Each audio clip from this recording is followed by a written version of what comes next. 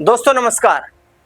असम के जोरहाट के रोरिया Indian airbase पर जो घटना घटित हुई, जो विमान लैंडिंग के दौरान क्रैशिंग की घटना घटित हुई, उसने हर किसी को हैरान कर दिया कि हमारे वायुसेना के 5 जवानों ने अपनी शहादत उस घटनाक्रम में दे दी।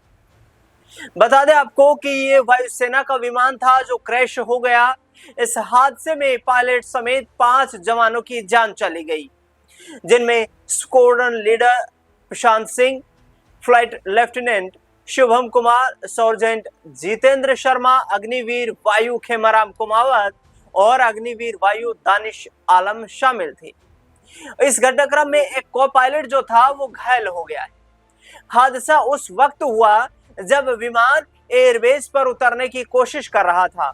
हादसे के बाद उस विमान में आग लग गई और विमान 2 हिस्सों में टूट गया।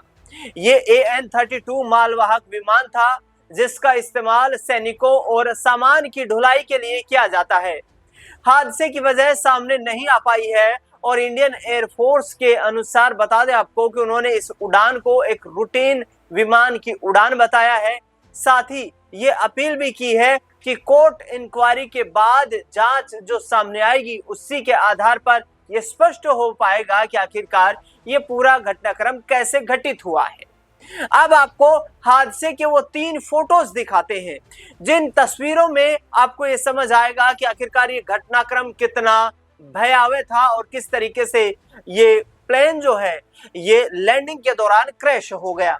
तस्वीर यहाँ पर आप देख सकते हैं, ये 5 सेना के जवान थे, लेकिन तस्वीर यहाँ काफी गमगीन कर देने वाली है, क्योंकि ये जो तस्वीर आपको दिखाई दे रही है ये तस्वीर जाहिर तौर पर विमान की लैंडिंग के दौरान की है। ये उस मलबे की तस्वीर है जहां पर ये विमान गिरा हुआ है। आप इस तस्वीर में साफ तौर पर देख सकते हैं कि किस तरीके से विमान एक साइट पर गिरा हुआ है, रनवे से ठीक पास वाली साइड पर गिरा हुआ है, जहां पर दमकल की गाड़ी भी वहां पर मौजूद है, क्योंकि जैसे ही ये विमान लैंडिंग के बाद क्रैश हुआ और क्रैश होते ही इस विमान में आग लग गई, तो आनन फानन में इसको आग को कंट्रोल करने के लिए, काबू पाने के लिए वहां पर फायर ब्रिगेड को बुलाया गया।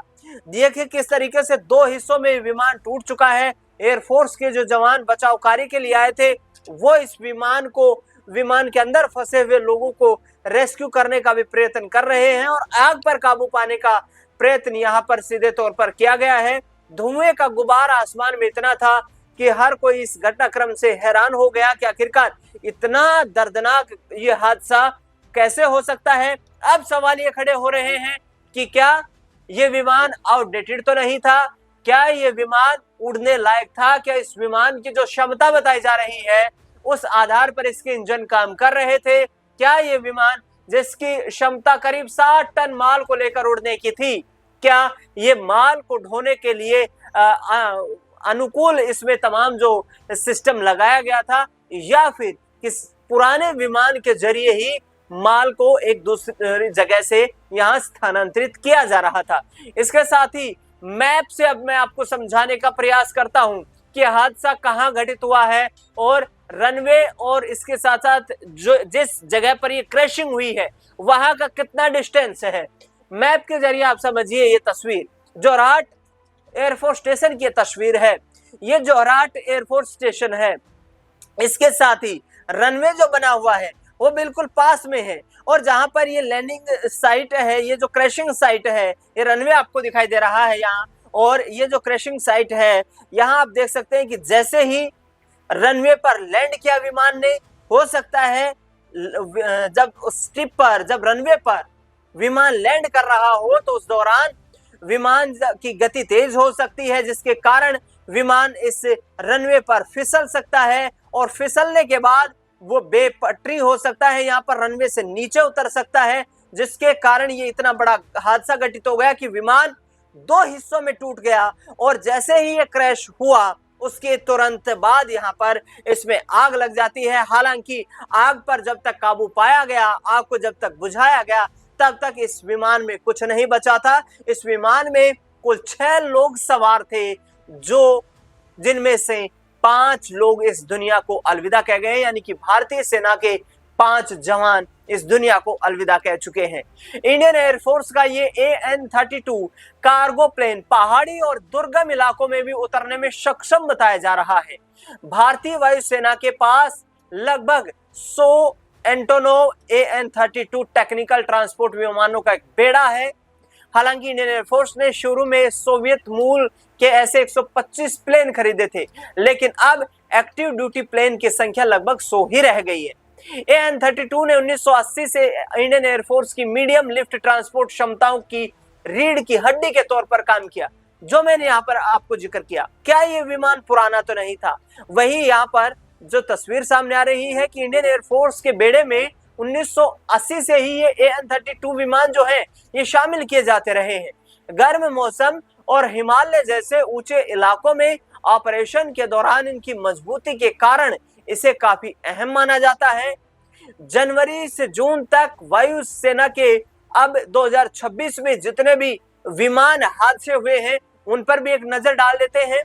21 जनवरी 2026 को उत्तर प्रदेश में इंडियन एयरफोर्स का एक ट्रेनी विमान नियमित उड़ान के दौरान दुर्घटनाग्रस्त हुआ। दोनों पायलट सुरक्षित रूप से इजेक्ट हो गए। कोई नागरिक हताहत नहीं हुआ। हालांकि जांच के लिए कोर्ट ऑफ इंक्वायरी बैठाई गई थी। 7 फरवरी 2026 को एक हिंदुस्तान एयरोनॉटिक्स लिमिटेड का तेजस लड़ाकू विमान टेक ऑफ के दौरान रनवे से बाहर चला गया।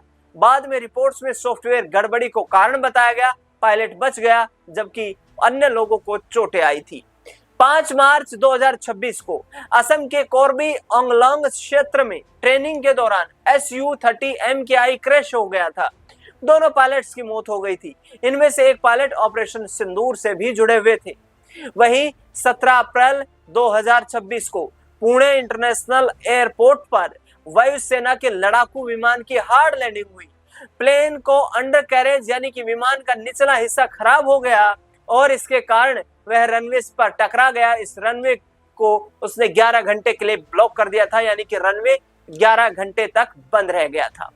अब आपको बताते हैं कि शहीद पायलट की जल्द एक शादी होने वाली थी जो इस विमान को उड़ा रहे थे। इंडियन एयरफोर्स में असम के फाइटर प्लेन सुखोई के क्रैश विमान हादसे में गुरुग्राम के स्क्वाड्रन लीडर अनुज वशिष्ठ शहीद हो गए हैं।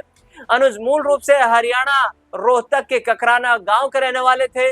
एक रिश्तेदार के मुताबिक अनुज की शादी तय हो गई थी। उनकी मंगेतर भी पायलट है। दोनों परिवार शादी की तैयारियों में जुटे हुए थे। अब मैं तस्वीर दिखा रहा हूं अनुज की आपको, जिन्होंने जान दे दी। इनकी शादी होने वाली थी और इसके साथ साथ इस विमान में अन्य इनके 5 सहयोगी जो थे उन्होंने भी अपनी जान गंवा दी। आप तस्वीर देख सकते हैं कि किस तरीके से यहाँ पर स्क्वाड्रन लीडर प्रशांत सिंह है, शुभम कुमार फ्लाइट लेफ्टिनेंट थे, सर्जेंट जितेंद्र शर्मा, वायु सेना अग्निवीर खेमाराम कुमावत, अग्निवीर वायुसेना दानिश आलम, इन तमाम लोगों की इस घटना में जान चली गई, जो एक बेहद दुखद और दर्दनाक घटना थी। हालांकि आपको बता दें कि भारतीय वायुसेना ने पिछले काफी समय में सुधार करते हुए अपने जो फाइटर प्लेन है, इसके साथ साथ मालवाहक जो प्लेन है, उनकी क्वालिटी में काफी अच्छा सुधार किया है। हिंदुस्तान एयरोनॉटिक्स लिमिटेड और इंडियन एयरफोर्स के साझा टेक्नोलॉजी एक्सपेरिमेंट्स के जरिए भारतीय वायुसेना को आधुनिक तकनीकी के विमान जो हैं वो उपलब्ध करवाए जा रहे हैं। विदेशों से भी इसकी मदद ली जा रही है। लेकिन फिर भी ये जो एयरफोर्स का जो विमान था, जिससे काफी हद तक ये माना जाता है कि ये काफी हद तक सक्षम है दुर्गम क्षेत्रों में भी, पहाड़ी के इलाकों में भी AN-32 हिमालय की ऊंची चोटियों पर भी सुखद यहाँ पर लैंडिंग करने के लिए एक अनुकूल विमान माना जाता है। आखिरकार अचानक वो विमान दुर्घटनाग्रस्त कैसे हो गया, जोरहाट के एयरफोर्स स्टेशन पर रनवे पर लैंडिंग करते वक्त वो क्रैश कैसे हो गया, इसकी जांच चल रही है और जांच के बाद ही विस्तृत रिपोर्ट सामने आ पाएगी। इस खास रिपोर्ट में फिलहाल के लिए इतना ही। मुझे दीजिए इजाजत। नमस्कार।